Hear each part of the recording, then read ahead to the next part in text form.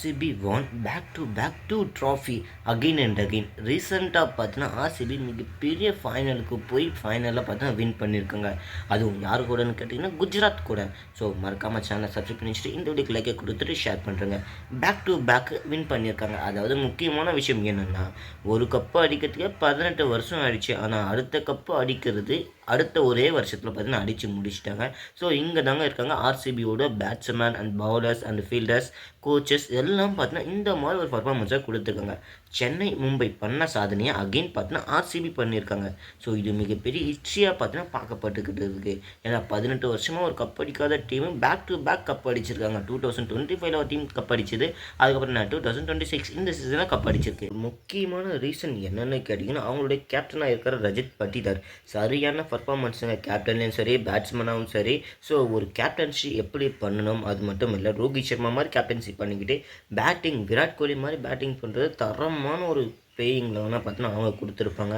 So bowling எப்பப்பெல்லாம் change பண்ணுறது, பேட்டிங்கில் எந்த ஆர்டரை சேஞ்ச் பண்ணுறது, இம்பேக்ட் பிளேயர் எங்கே கொண்டு வரது, இந்த மாதிரி எல்லாத்தையும் கொடுத்து குவாலிஃபயருக்கு ஒன்றுக்கு செலக்ட் ஆகி குவாலிஃபயர்லேருந்து டேரெக்டாக வின் பண்ணிட்டு ஃபைனலுக்கு வந்து பார்த்தா இப்போ ஈசாலே கப் நம்ம வந்துன்னு சொல்கிற மாதிரி செகண்ட் ட்ராஃபியை வாங்கியிருக்காங்க.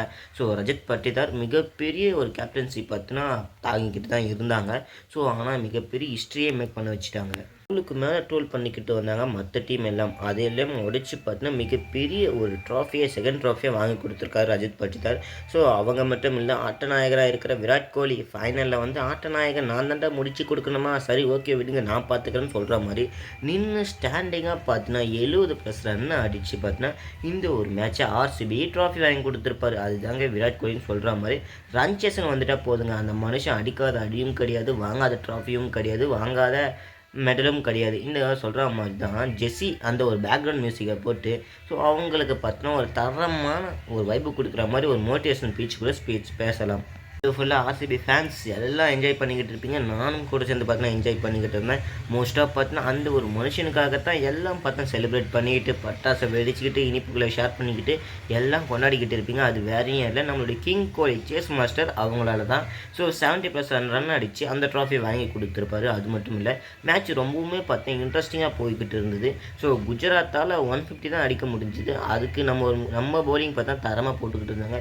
எப்பயுமே குஜராத் தான் பாலை தரமாக போட்டு விக்கெட் எடுத்து மேட்செல்லாம் வின் பண்ணிட்டு வந்திருக்காங்க ஃபைனல் வரைக்கும். ஆனால் இன்றைக்கி பார்த்தீங்கன்னா பவுலிங்கில் பார்த்தீங்கன்னா ஆர்சிபி தரமான சம்பவத்தை பண்ணிட்டாங்க.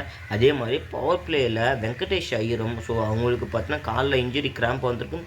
அதெல்லாம் தாண்டி பார்த்தீங்கன்னா நின்று ஸ்டாண்டிங்காக ஆடி குஜராத்தை பறக்க விட்டுருப்பாரு. ஸோ அவங்களால அடிக்க முடிஞ்சு அடிச்சு கொடுத்தது. விராட் கோலி பார்த்தா நின்று இப்போ நிற்கிற டைம் அவுட்டு அடித்து ஆடக்கூடாது. அதாவது ஆர்சிபி ஃபேன்ஸ் ரொம்ப ஹாப்பியாக இருப்பீங்கன்னு நான் நினைக்கிறேன். அப்படியே சேனலுக்கு சப்ஸ்கிரைப் பண்ணி வச்சுட்டு கமெண்ட்டில் வந்து ஆர்சிபின்னு சொல்லிட்டு இருப்பாங்க. ஸோ எவ்வளோ ஆர்சிபி ஃபேன்ஸ்லாம் இருக்கீங்கன்னு பார்ப்போம். அப்படியே மற்ற டீம் ஃபேன்ஸ் யாருன்னா இருந்தீங்கன்னா அதையும் பார்த்தா சொல்லிட்டு இருப்பாங்க. ஸோ யாருக்கு தான் அதிகமான மோஸ்ட்டாக ஃபேன்ஸ் இருக்காங்க நம்மளுடைய தமிழ்நாட்டில், இந்த வீடியோவை எத்தனை பேர் பார்க்குறாங்களோ ஸோ அவங்க சொல்லட்டும் எத்தனை பேருக்கு அந்தந்த டீமை பிடிச்சிருக்குன்னு நம்ம பார்க்கலாம். சரிங்களா? இந்த வீடியோ பிடிச்ச லைக்கை கொடுத்துட்டு ஷேர் பண்ணிட்டு சப்ஸ்கிரைப் பண்ணி வச்சுங்க. முக்கியமான விஷயத்த சொல்ல மறந்துட்டேன். என்ன தான் ஃபைனலாக பார்த்தீங்கன்னா ஆர்சிபி வின் பண்ணாலும் இந்த சீசன் முழுக்க வைபவ் சூரியவன்ஷி சீசனாக தான் இருந்துக்கிட்டு இருக்கு. 15 வயசு பையனால் என்ன பண்ண முடியும்? ஸோ அதை தான் பண்ணி காமிச்சிருக்காரு. ஸோ ஏஜ் நாட் மேட்டர்னு சொல்கிற மாதிரி ஒருத்தவர் பார்த்தா ப்ளே பண்ணாமல் போயிட்டாங்க. ஆனால் இன்னொருத்தவங்க பார்த்தா தரமாக ப்ளேவை கொடுத்து ஸோ சூப்பர் 6லையும் first orange cap, emerging player, இந்த மாதிரி எக்கச்சக்க அவார்டை பார்த்துன்னு அவங்க வாய்க்கு வச்சிருக்காங்க. அதாவது இந்த சீசன் வைபவ் சூரியவன்ஷி சீசனை தான் எல்லோரும் பார்த்தீங்கன்னா எதிர்பார்த்துக்கப்படுது. என்ன ஒன்று அவங்க பார்த்தீங்கன்னா ஃபைனலுக்கு வரல. ஸோ ஃபைனலுக்கு வந்திருந்தா இன்னும் பார்த்தீங்கன்னா சூப்பராக இருந்திருக்கும்னு நான் நினைக்கிறேன். சரி, இதை பற்றி நீங்கள் என்ன சொல்கிறீங்க? சேனலை சப்ஸ்கிரைப் பண்ணி வச்சுட்டு இந்த வீடியோக்கு லைக் கொடுத்து ஷேர் பண்ணிட்டுருங்க.